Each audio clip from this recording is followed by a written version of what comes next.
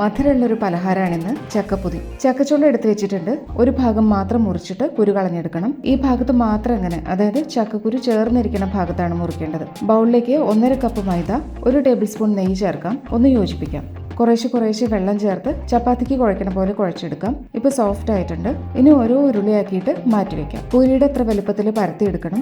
ഒരു ചക്കച്ചുള പൊതിയാൻ പാകത്തിനുള്ള വലുപ്പത്തിൽ പരത്താം. ഒരു മുറി നാളികേരത്തിന്റെ 1/4 ഭാഗം എടുത്തിട്ടുണ്ട്. ബാക്കി 1/4 ഭാഗം ചെറുകിയത് മാറ്റിവെച്ചിട്ടുണ്ട്.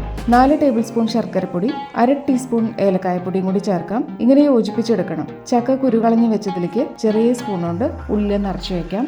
ഇനി മാവിൽ പൊതിഞ്ഞെടുക്കാം.